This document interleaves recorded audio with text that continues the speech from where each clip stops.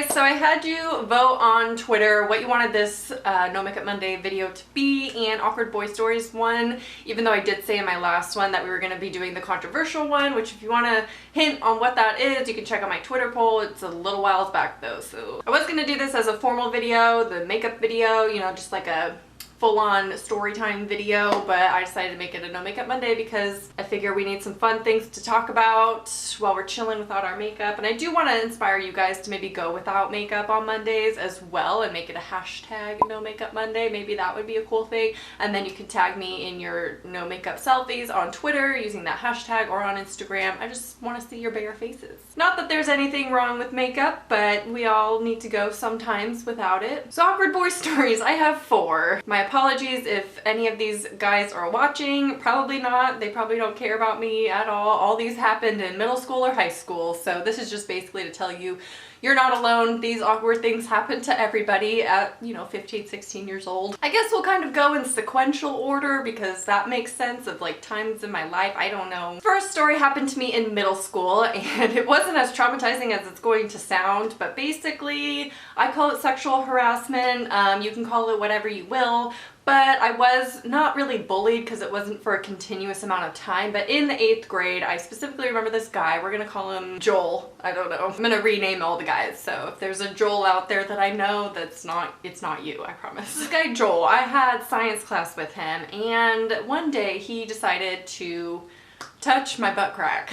I laugh about it now. At the time, it was kind of traumatizing. Not like extremely, but I didn't know how to react because my whole life I've been very passive, very non-confrontational, and I say that a lot, but I truly am one of those people. I just don't know how to stand up to people at all. But I proceeded to turn beet red. I was so red because I was so embarrassed, and it wasn't even embarrassing for me. Like, he was the one that was touching me inappropriately, and he was the one doing this, and yet I was the one being embarrassed by it. I think I was so embarrassed because I didn't know what to do, and I was like, is this wrong? What is happening to me? I wasn't doing it out of like a flirtation or sexual manner at all, and this I know because I was the very awkward, ugly middle schooler, no. But he was one of the really, really popular guys, and that's why I knew he was doing this to taunt me and tease me, and it wasn't that funny. So my teacher then said, "Sarah, why are you so red?" Called me out in front of the whole class, and I had to sit there and say, I don't know. What was I gonna do? Say, this guy over here, he's touching my ass. Could you please make him stop? Like, that should have been what I said, right? I don't know how,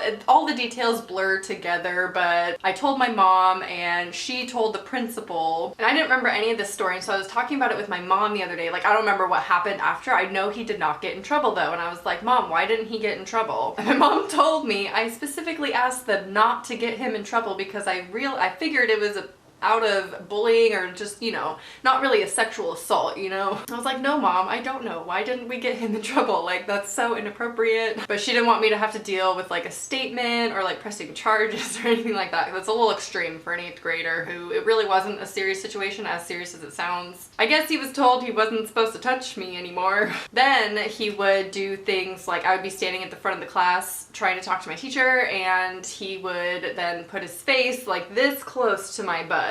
Right? So overall, it was just a weird encounter. I had completely really forgotten about it until I was telling my mom I was going to do this story time video, and she was like, oh, do the one about the guy who touched your butt. So the next story comes from after I'd broken up with my first like real relationship. I was just dating guys here and there for like 2 months at a time, and one of these guys, let's call him George. I'm just thinking about these guys. If they ever find my channel, they're ever watching these videos, they will totally know that this is about them. So George and I have been dating for like a week, right? He called me, this is back when cell phones were not a thing. He had called me, and as we were hanging up, he said, I love you.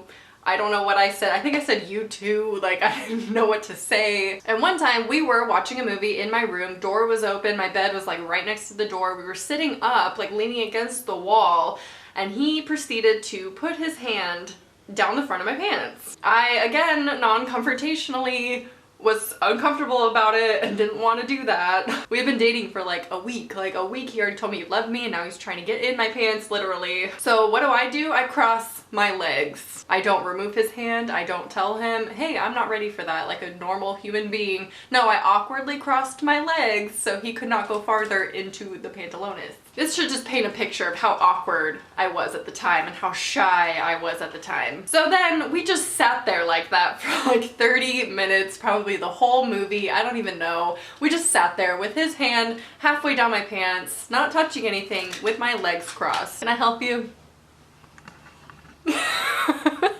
So the most awkward part is that he kept trying. After all my body language said, please don't, please stop, he kept trying. Centimeter by centimeter, he was shoving his hand down my pants. Right after this incident happened, we went for a walk. I think I walked him home because he lived really close to me, and I walked him home, and on the walk I broke up with him. Like, I just ended it because it was just moving way too fast. Like, I was not ready for this. I was like 15, 16 years old.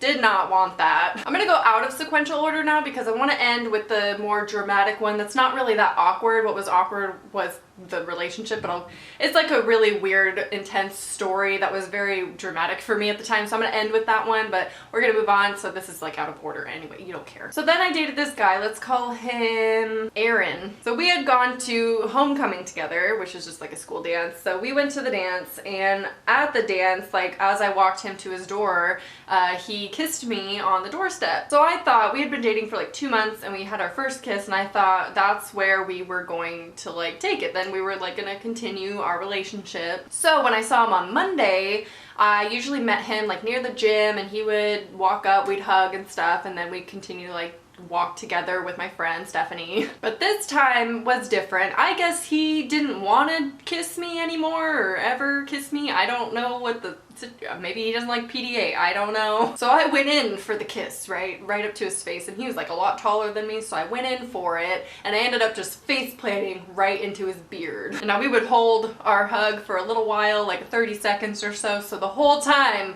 I was awkwardly face planted in his facial hair. I didn't move, like I couldn't pull away, like it was just an awkward relationship. He didn't pull away. I don't even know if he realized I was face planted in his beard or that I was even going in for a kiss at all. So the last one is a little bit more intense. I dated this guy. We're gonna use his real name. His name was Nick because of a certain reason, and I'll get into that. So I was dating Nick. We were together for like 2 months and stuff, and we had PE together, and when it came time for me to want to break up with him, I just completely avoided him, and that's why this story's a little awkward. But it gets worse. So I would avoid him, and never talk to him. Like, I literally just stopped talking to him, which is not how you break up with someone, by the way. People would come up to me, they're like, are you breaking up with Nick? And I was like, I think so.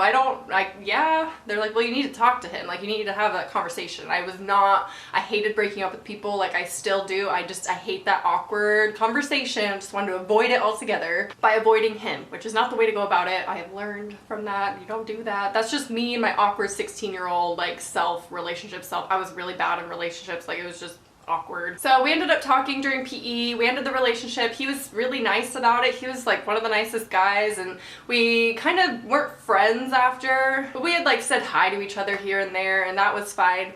Until after graduation, he passed away. So one of my exes has passed away. He died right after we graduated high school, which makes it even sadder. He actually had a heart attack in his sleep. What makes it weirder is the year after that, when I was 19, I started working at a college. As you guys know, I worked at a community college for 4 years. Well, when I first started working there, I was scanning in some documents. I came across his death certificate, and I had to scan it into the system because he had applied to attend that college, and his family had to let us know that he was no longer going to be attending because he died. I freaked out a little bit. I got like a little weirded out that I was scanning his death certificate and that we had dated, and it was just weird. So that one's not as awkward, but a little bit more dramatic. So those are kind of my awkward boy stories, all of which took place over 10 years ago. Can you believe I'm that old? Let me know your cringy boy stories, girl stories, any kind of stories down below, and just make us all feel less alone for being super awkward when you're in that period of dating or not dating, you're just awkward. And as we all know, I'm a late bloomer, so naturally a 16-year-old now is not as awkward as I was at 16. Like, it's a completely different